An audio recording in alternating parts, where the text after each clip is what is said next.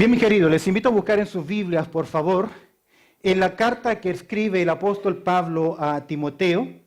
Ahí en la carta del apóstol Pablo a Timoteo, en 1 Timoteo, vamos a mirar juntos el capítulo 2, 1 Timoteo, allá en el capítulo 2. Permíteme en el día de hoy compartir contigo, continuando con la serie, tú y tu iglesia.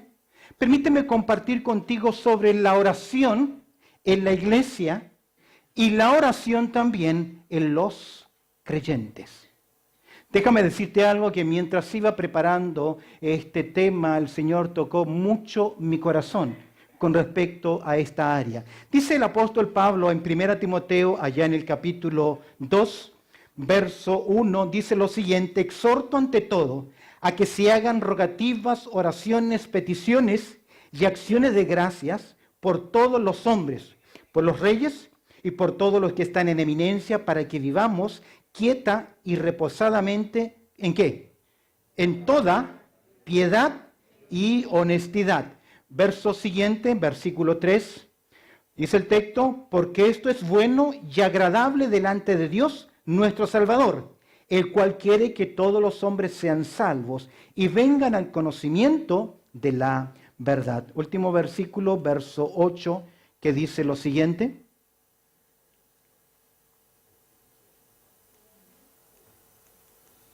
dice el verso 8, quiero pues que los hombres oren en todo lugar, levantando ¿qué? Manos santas, sin iras ni contiendas. Oramos al Señor. Bendito Padre Celestial, te damos gracias, buen Dios, por tu amor y también por tu cuidado. Y en esta hora, Señor, imploramos tu bendición para que tú hables a nuestras vidas y podamos sacar, Señor, verdades prácticas que afecten nuestro corazón. Pues oramos a través del precioso nombre de Cristo Jesús. Amén y amén. Hoy vamos a hablar acerca de uno de los, diría yo, misterios más poderosos y ministerios más poderosos que el Señor nos ha dejado. ¿Usted cree en la oración? ¿Amén? ¿Cree en la oración? ¿Ha visto la mano de Dios en respuesta a su oración? Es interesante, Santiago capítulo 5 dice el verso 16 que la oración eficaz del justo, ¿qué? Puede mucho. ¿Amén? Ahora, si sabemos que la oración es tan fundamental, que es un ministerio y es un misterio tan grande la oración, sabiendo eso, ¿por qué dedicamos tan poco tiempo a qué? A la oración. ¿Por qué? ¿Qué es lo que ha ocurrido? ¿Qué pasa? ¿Usted cree en la oración? Yo creo en la oración. Sabemos que la oración eficaz del justo es poderosa y puede mucho, pero ¿por qué no dedicamos tiempo para qué? Para orar. Se dice que si uno quiere avergonzar a alguien, es preguntarle: hermano, ¿cuánto tiempo qué oró hoy? Es una pregunta. Yo recuerdo en mis años de estudiantes que por obligación teníamos que hacer nuestro devocional. Y el jefe de cuarto nos revisaba nuestra libreta de oración para asegurarnos que aprendiésemos esta disciplina. Y escúcheme bien, si un creyente tempranamente no practica, no disciplina su vida a tener un tiempo de oración delante de Dios, su oración diaria será no más de 3 minutos. Para desayunar, para almorzar y para cenar. Es interesante. Ahora la pregunta es: ¿qué es la oración? ¿En qué consiste este ministerio de la oración? ¿Qué es la oración? No es la forma del hombre de informar a Dios acerca de qué, de las cosas que suceden. ¿Sabes por qué? Porque el Salmo 139, verso 4 dice: pues aún no está la palabra ¿qué? En mi lengua, y aquí, oh Dios, que tú las sabes todas. Por lo tanto, la oración no es informar a Dios: mira, Señor, lo que me está pasando. Sino que la oración es la forma de decirnos a nosotros mismos: no estemos ansiosos. Aprendamos a confiar en ¿quién? en Dios, que dice Pedro, 1 de Pedro 5, 7, echando todas vuestras ansiedades sobre Él. ¿Por qué? ¿Por qué, mis queridos? Todos juntos. Porque Él tiene cuidado de vosotros. ¿Usted cree en la oración? ¿Dedica tiempo a orar? Ok, casi todo, ¿eh? Casi todos.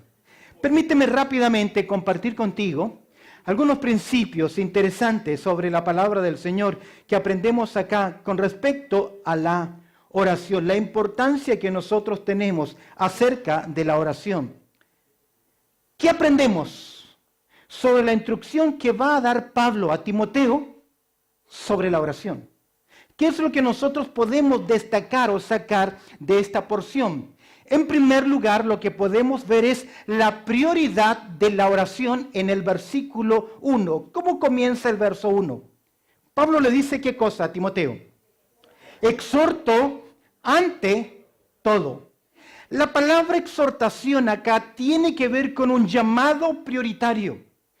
Sabemos que Pablo escribe 2 cartas a Timoteo y la razón del escrito es para que sepas cómo debes conducirte. ¿En dónde? En la casa de Dios, que es la iglesia. Timoteo tiene que solucionar problemas. Tiene que confrontar a falsos maestros, lo ves en el capítulo 1. Pero Pablo le dice, primero que nada, antes de hacer algo, ¿qué es lo primero que el creyente debe hacer? La prioridad de la oración. Exhorto, te animo, te aconsejo, te presento esto como una prioridad. Ante todo, que dice el texto, esa expresión ante todo significa, hay un llamado y antes de hacer cualquier cosa usted debe orar. Ahora escúcheme bien, la palabra de Dios continuamente está haciendo este llamado ¿a qué? A orar al Señor. Permíteme mostrar solo algunos versículos. Interesantemente, Marcos en el capítulo 14, verso 38, que dice nuestro Señor, todos juntos, velad y orad para que no entréis en tentación. ¿Qué está diciendo el Señor? Usted debe ¿qué? Orar. Colosenses capítulo 4, verso 2 dice, mira qué interesante, perseverad en la oración, velando en ella con acción de gracias. Primera Tesalonicenses 5, 17, uno de los versículos más cortos. ¿Qué dice? Orad sin cesar.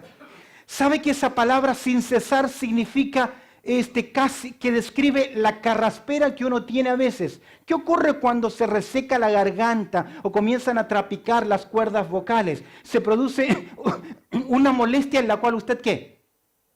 No puede detenerse. Esa es la idea. Yo me fijo a veces porque en las grabaciones siempre aparecen toses conocidas.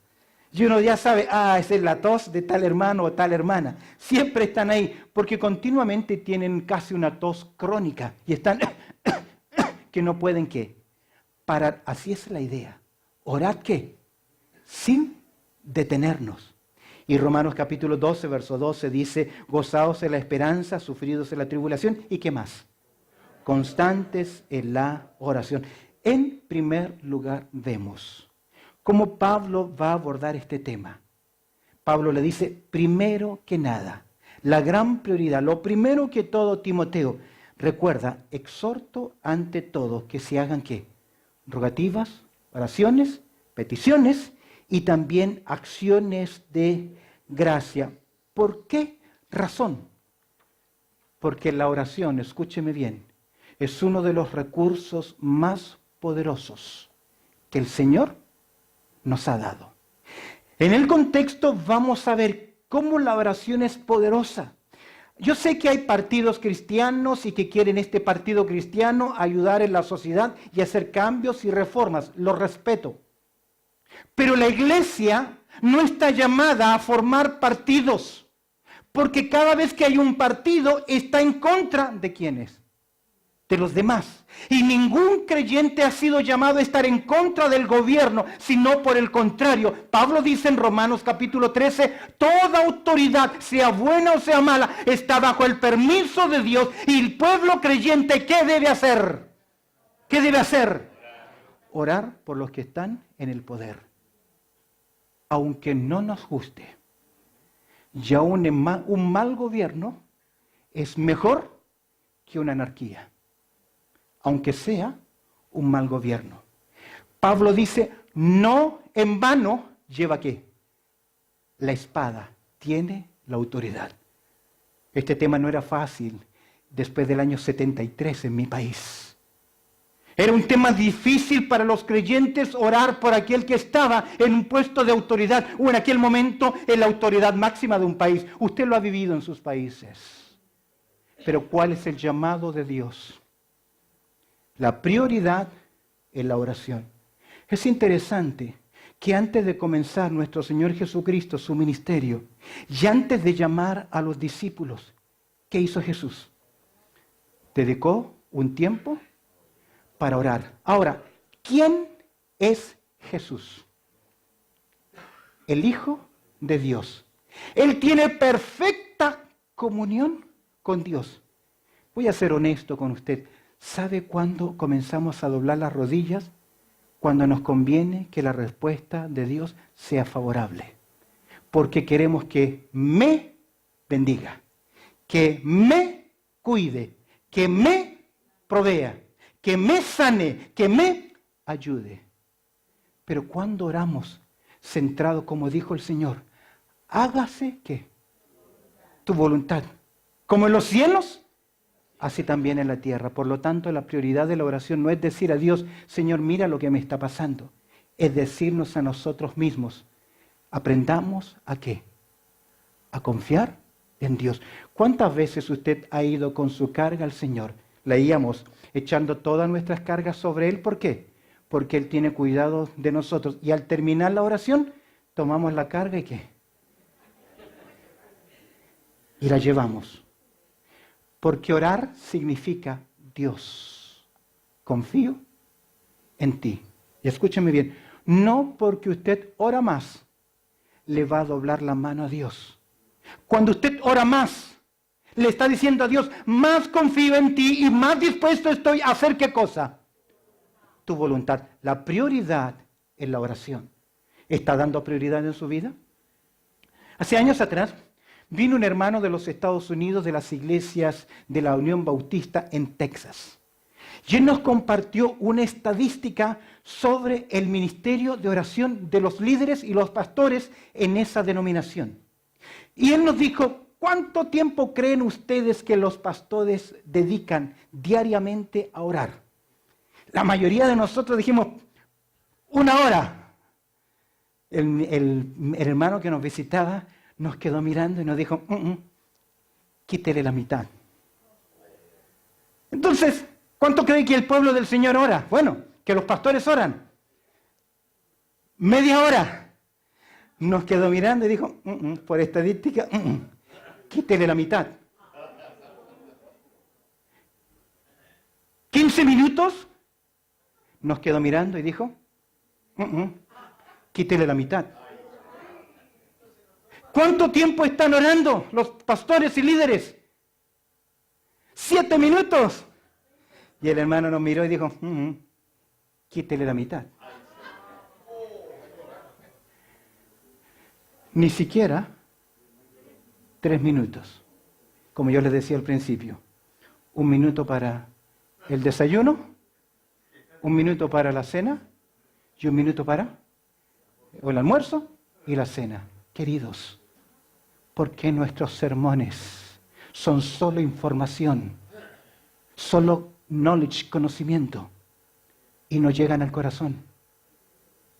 Porque no están revestidos ¿de qué? De oración. El pueblo del Señor no ora por el pueblo, ni tampoco ora con el pueblo del Señor. Si tú no oras, ¿cómo quieres ser oído? ¿Cómo quieres ser qué? Escuchado. ¿Qué le dice Pablo a Timoteo? La prioridad de la oración. Mira en segundo lugar, mirando el verso 1 todavía, la pluralidad de la oración. ¿Cómo debemos orar? Ahora, aquí el apóstol Pablo menciona y que se hagan ¿qué? Primero, rogativas, oraciones, peticiones y ¿qué más? Y acciones de gracia. Queridos, no están ahí porque son sinónimos. Yo creo que si están ahí y Pablo nos dio una pluralidad, varias formas de las cuales o tipos de oración, es por alguna razón. Hace años atrás enseñé en mi país el ministerio de la oración y tomé todo lo que enseña la Biblia sobre la oración Antiguo y Nuevo Testamento.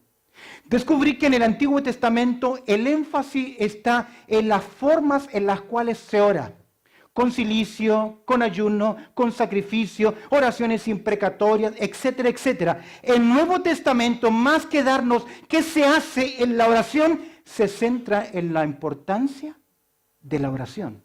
Y al decirnos la importancia de la oración, Pablo le dice, Timoteo, no debe faltar en tu vida, no debe faltar en la vida de una iglesia, que la iglesia dedique tiempo ¿a qué? A orar, es su prioridad. Y en segundo lugar, la pluralidad, ¿cómo debe orar? A que se hagan, dice Pablo, enséñales que el pueblo del Señor debe dedicar tiempo, en primer lugar, a rogar a Dios. ¿Qué dice en primer lugar? Rogativas. La esencia de esta palabra describe necesidades profundas que debemos presentar delante de Dios. Uno de nuestros hijos no está andando bien. Usted tiene ahí ¿qué cosa? Una rogativa. Usted tiene que tomar una decisión seria en su vida. Usted tiene ahí ¿qué? Una rogativa. Son aquellas necesidades profundas y especiales que no podemos decidir sin primero ¿qué? Llevárselas al Señor. Cuando a veces viene gente a pedirnos un consejo es porque ya vienen las consecuencias. Y cuando Dios te suelta la cuerda, vas a correr. Pero la cuerda tiene un final. Y cuando termina la cuerda, ¿qué ocurre? Vienen las consecuencias. Y ahí ya usted no puede hacer rogativas diciendo, Señor, quítame las consecuencias. Ahora tiene que aprender a vivir ¿con qué? Porque el Señor le dio tiempo antes. No en vano los salmos dice, guarda silencio y espera ¿a quién? A Jehová. Pero a veces nosotros solo queremos correr. Si usted está en un bote, navegando, con remos, si usted rema hacia un solo lado, jamás va a ¿qué? Avanzar. Tiene que remar hacia ambos lados. Pasos de fe, rogativas y confiando ¿en quién? En el Señor, que Él guiará nuestros pasos.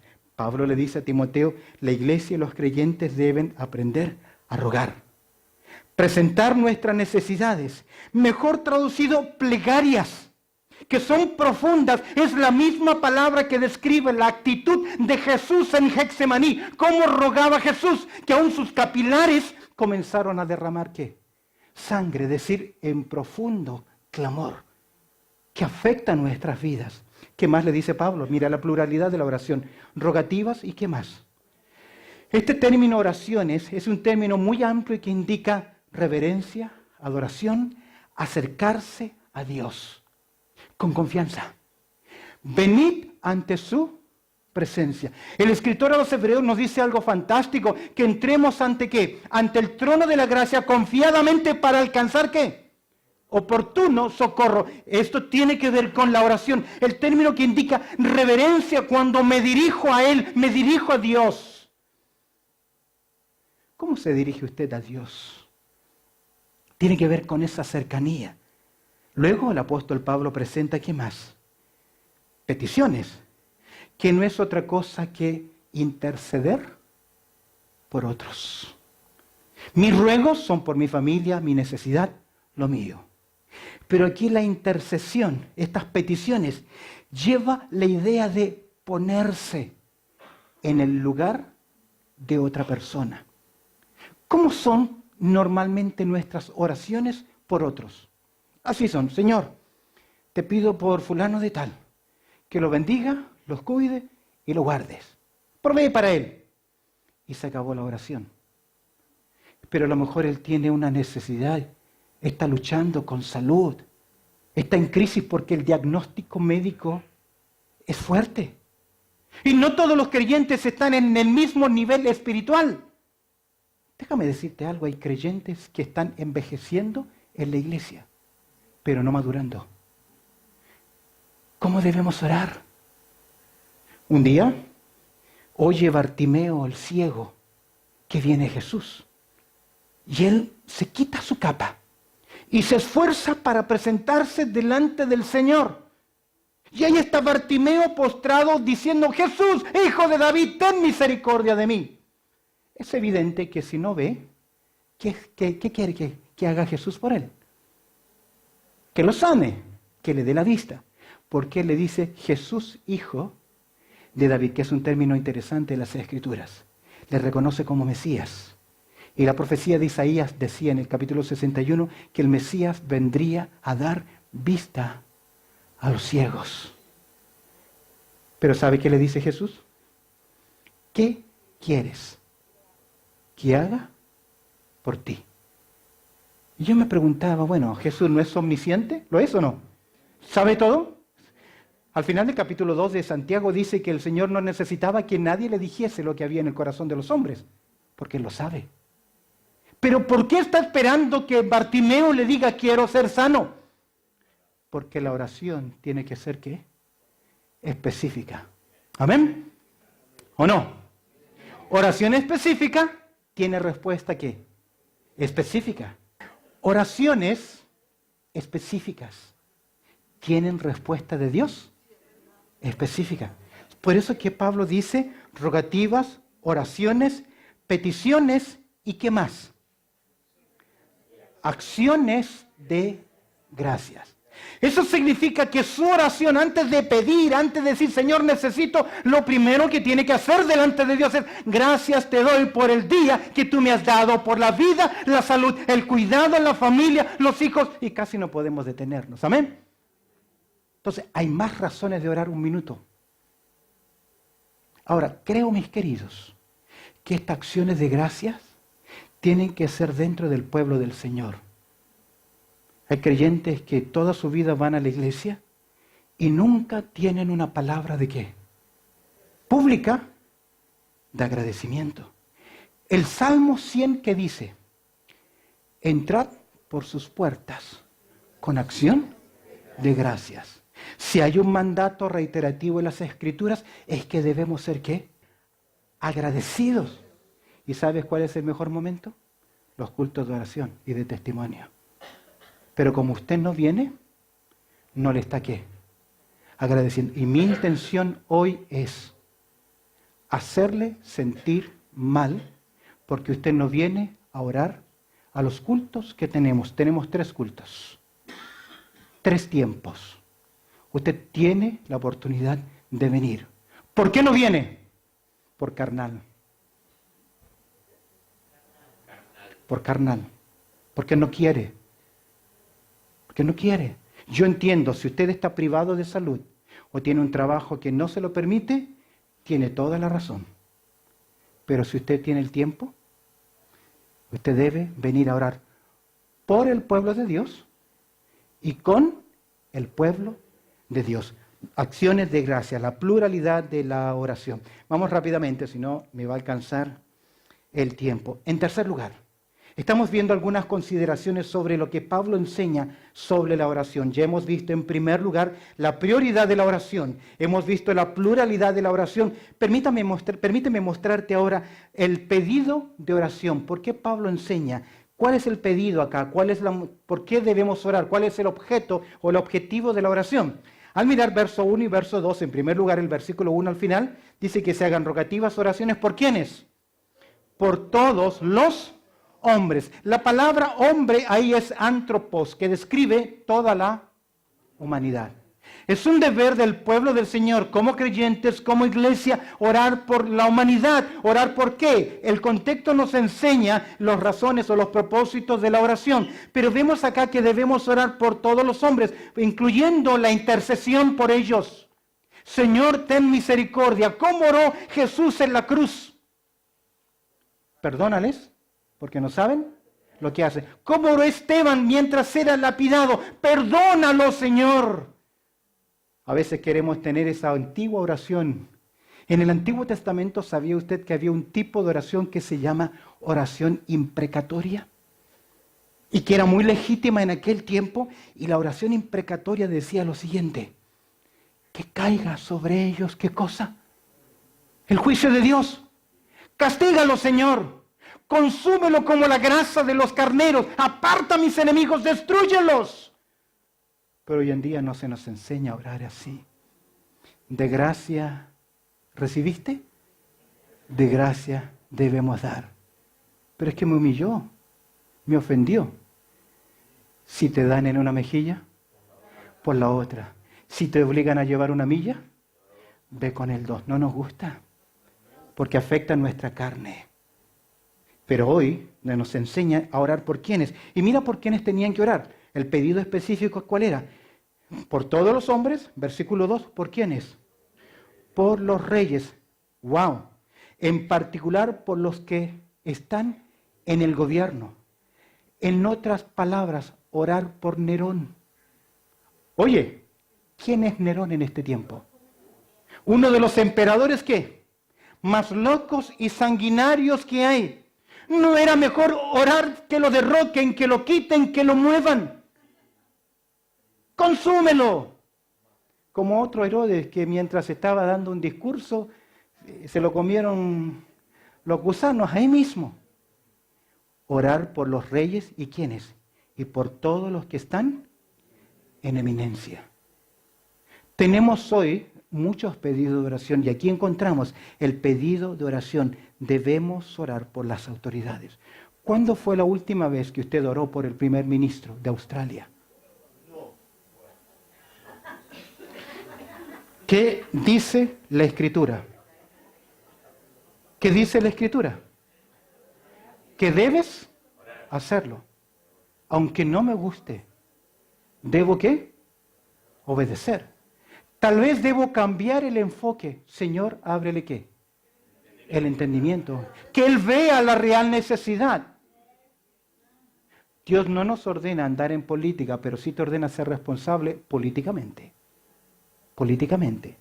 Encontramos acá la responsabilidad nuestra. ¿Por qué debemos orar por ellos? Permíteme mostrarte en tercer lugar los propósitos de la oración. ¿Cómo comienza el verso? ¿Para qué? El para qué es un propósito. Y mira el primer propósito que observo acá, para que, en primer lugar, dice el texto, para que vivamos como quieta y reposadamente en toda piedad y honestidad. Mira la forma de orar. Oramos, Señor, para que podamos tener seguridad social, para que haya paz, para que las leyes sean ¿qué? Justas y no arbitrarias. Usted sabe que detrás de los líderes están los demonios y detrás de toda revolución está Satanás. No está Dios. Dios no divide. ¿Dios qué? Dios une. Y Dios dice, tu deber, ¿cómo afectamos esta sociedad? Oye, si en vez de nosotros como creyentes habernos unido para clamar al Dios del cielo, muchas cosas en nuestros países serían ¿qué? Diferentes. Porque aquí se nos dice para que vivamos ¿cómo? Quieta y reposadamente. Es decir, que haya una vida que se pueda vivir, que no haya agitación, que no haya interrupción, que no hayan golpes de estado, para que vivamos en toda piedad. Es decir, que se permita la práctica del culto y las virtudes cristianas, para que haya honestidad, decoro, para que las leyes que controlen la inmoralidad. No porque votemos o no votemos, las cosas van a cambiar. Las cosas cambian cuando el pueblo de Dios comienza a orar. Cuando el pueblo de Dios ora, Dios hace cosas grandes. ¿Amén? ¿O no cree en la oración? ¿No? Pronto Australia toma una decisión. La decisión no pasa por la igualdad de sexo en el matrimonio. Porque siglo XXI, el mundo, escúcheme bien, no cree en el matrimonio. Entonces, no es si se pueden casar o no. El punto es ideología de género. ¿Qué viene atrás? ¿Qué es lo que los padres vamos a perder? ¿Qué va a pasar con nuestros hijos? ¿Qué va a ocurrir con sus nietos? ¿Usted va a querer que a sus hijos de 9 años en el colegio los pongan a experimentar sexualmente? Para que ellos después de 9 años decidan lo que quieren ser sexualmente, aunque tengan genitales de sexo, no importa, porque en ideología de género no se habla de sexo. Porque la sexualidad determina varón y hembra. Que está en un proceso de cambio, transgénero. Un hombre o una mujer que se operan. Porque yo nací como hombre, pero soy ¿qué? Mujer. Podrán cortar genitales, podrá ponerse implantes, podrá inyectarse hormonas, pero todas las células de su cuerpo seguirán siendo ¿qué? Si usted nació XY, seguirá siendo varón. Si nació XX, seguirá siendo ¿qué? Mujer. No va a cambiar. Porque en área de la sexualidad es preferencia sexual. No es que yo nací zurdo, por eso tengo esta preferencia sexual. Es una preferencia, es una decisión, es una inclinación del corazón. ¿Cómo lo vamos a cambiar? No con protestas. Cuando el pueblo de Dios comienza ¿qué? A orar. ¿Por qué? Para que vivamos quieta, mira el propósito, seguridad de los creyentes. En segundo lugar, otra parte importante, oramos también por sumisión de los creyentes. ¿Por qué debemos orar así? ¿Qué dice el texto? Porque esto es bueno. En otras palabras, porque esto es lo que le agrada a Dios. ¿Por qué usted debe orar? ¿Por qué usted debe dedicar tiempo a orar? Porque eso es lo que Dios quiere. Dios está esperando. ¿Qué dijo Jesús en la enseñanza del Padre Nuestro? Vuestro Padre, ¿que está dónde? En lo secreto. En otras palabras, en tu aposento, ahí en ese lugar. Y cuando ores, ¿qué haces? Cierra la puerta. Es una oración personal. Yo no digo que no se debe orar unos por otros y llamarse a las 4, a las 5, a la hora que sea para orar. Es lindo. Pero yo no quiero orar con otra persona cuando yo necesito dedicar ese tiempo a solas. ¿Con quién? Con mi Señor. Porque Él me está esperando ahí. ¿En dónde me está esperando? ¿Qué dice Mateo, capítulo 6? ¿En qué lugar?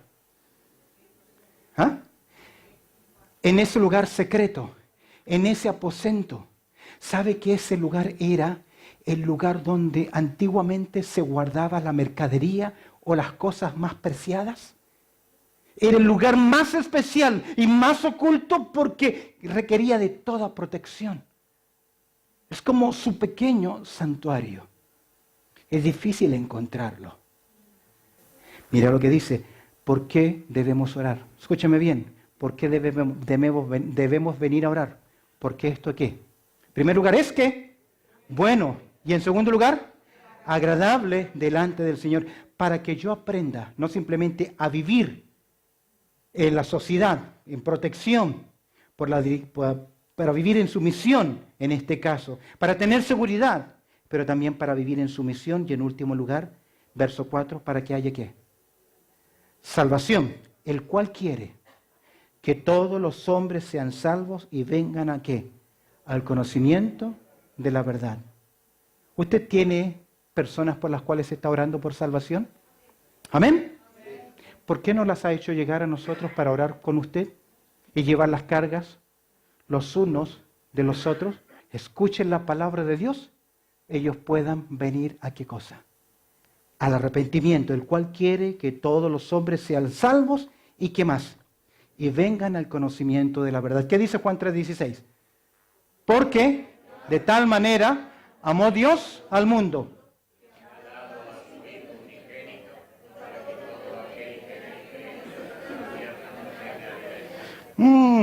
Fue una paráfrasis para que todo aquel que en Él cree no se pierda más. ¿Tenga qué? Dios quiere que el hombre se salve. Amén. Pero ¿cómo se van a salvar? Sin haber quien les predique. Terminemos en último lugar. Hemos dicho que aprendemos sobre la importancia de la oración que Pablo enseña a Timoteo, la prioridad de la oración, la pluralidad de la oración, las personas en la oración, el propósito en la oración y por último, permíteme mostrarte el verso 8, la preparación en la oración. ¿Qué dice el verso 8? ¿Cómo comienza Pablo? Quiero, pues. Esto es una palabra fuerte porque expresa la dirección autoritativa que Pablo tiene en la dirección que le está dando a Timoteo. Como diciendo, Timoteo, presta atención en esto. ¿Qué quiere Pablo? ¿Qué nos enseña? En primer lugar, que hay una dirección en la oración. Hay una autoridad que Dios dio en la iglesia para orar. Quiero pues que los hombres oren ¿qué? En todo lugar. Al principio de la oración yo les dije, presta atención, que debemos orar por todos los hombres. Ahí la palabra es antropos, que significa hombre o mujer, humanidad. Pero acá la palabra hombres viene de la palabra andros, que significa esposo o varón. Y yo veo acá que cuando la iglesia se organiza para orar, varones son responsables de dar dirección a esa oración. No está diciendo que no pueden orar las mujeres, porque en la Biblia aparecen mujeres orando en la iglesia. Lo que está diciendo es que los que presiden las reuniones de oración deben ser ¿quiénes? Ahí está, varones. Tienen la responsabilidad delante de Dios. ¿Por qué? Pablo más adelante lo va a enseñar. Esa es la dirección, la estructura. ¿Y dónde debe ser? Donde la iglesia esté. El texto dice, oren ¿dónde? En todo lugar. Pero presta atención, la disposición, que es lo más importante. ¿Cómo debemos orar? Levantando manos santas, sin iras ni contienda. Pablo no está diciendo que la forma de orar es con las manos arriba. Está tomando lo físico para enseñarnos una lección que espiritual. En el libro de los Salmos se pregunta, ¿quién estará ante tu presencia, en tu santuario? ¿Quién? El limpio de manos. Como un hombre, manos en las Escrituras significa nuestra disposición para servir. Nuestras piernas significan nuestro trabajo para alguien. Nuestra mirada, la dirección de nuestra vida. Se está tomando lo físico para representar una verdad espiritual. Y lo que está diciendo es cuando tú eleves una oración, asegúrate de que no hay pecado ¿dónde? En tu vida. Que no hayan ¿qué? Iras, en otras palabras, indignación, cuando te maltratan, cuando te ofenden. ¿Cuál es la reacción normal nuestra? ¿No es qué cosa? Indignación y finalmente sin contienda. ¿Bajo qué gobierno estaban estos hermanos? Un gobierno injusto. Estaban siendo maltratados porque Timoteo tiene que corregir problemas doctrinales. Había abusos y problemas dentro de ¿dónde? La iglesia, pero eso no debía afectar ¿qué cosa? Que el pueblo del Señor aprendiese ¿qué? A orar. La dirección y la disposición del corazón. ¿Por qué no le dedicamos tiempo suficiente al ministerio de la oración? ¿Por qué? ¿Por qué no viene usted a orar? ¿Por qué no separa ese tiempo? ¿Por qué dedica tan poco tiempo a orar? Sabiendo que la oración es ¿qué? Poderosa, tan importante, tan clave en nuestras vidas. Dice el Salmo 55, 17. Todos juntos. Tarde y mañana, y al mediodía oraré y clamaré, y Él oirá mi voz. Si usted fuese un musulmán, ¿cuántas veces tiraría esa manta en el piso, mirando hacia la Meca? ¿Cuántas veces elevaría una plegaria? 5 veces. ¿Cuánto tiempo dedica usted a estar en la presencia del Señor? ¿Cuánto? 1 minuto, 2 minutos, 3 minutos. Así como es su vida de oración, será su madurez y su crecimiento espiritual. Como se dice, le dejo hoy la pelotita de ping-pong picando del lado suyo. Yo haré mi compromiso. Yo haré mi compromiso con el Señor. Pero quiero animarte que si estás fallando delante del Señor en oración, que cambies eso. Porque la oración eficaz del justo, ¿qué? Puede mucho. Amén. Y yo no sé si hay alguien que está acá, que nos está viendo a través de la net en estos momentos. Escúchame bien. No tienes derecho a orar o repetir el Padre Nuestro si primero no eres ¿qué?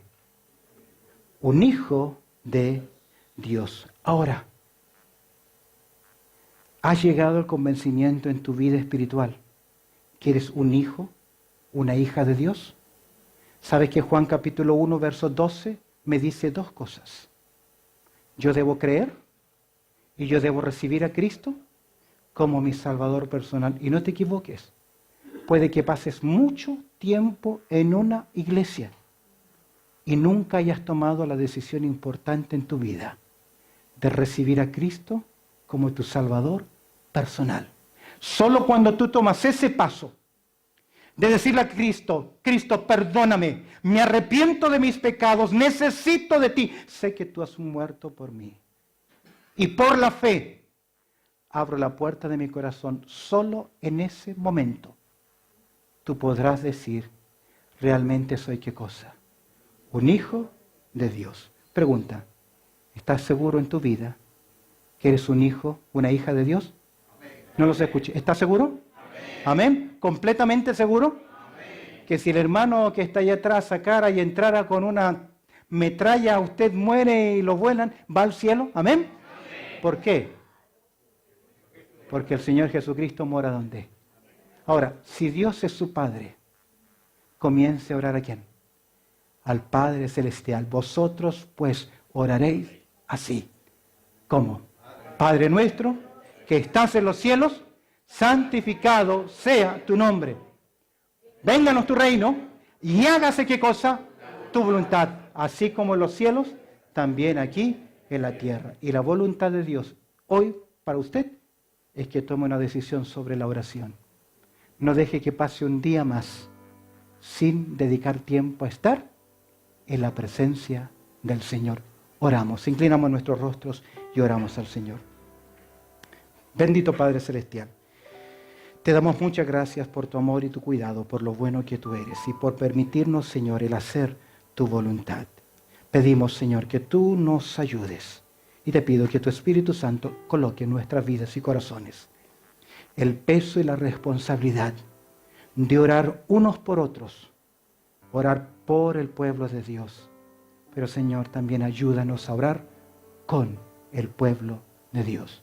Y si hemos fracasado, no hemos mirado con importancia ese culto tan importante de orar, que podamos ser responsables delante de usted, buen Dios, y tomar ese compromiso de orar los unos por los otros. Te doy gracias, Señor, y te pido que tu Espíritu Santo toque nuestros corazones. Recibe tú la gloria, pues oramos a través del precioso nombre de Cristo Jesús. Amén y amén.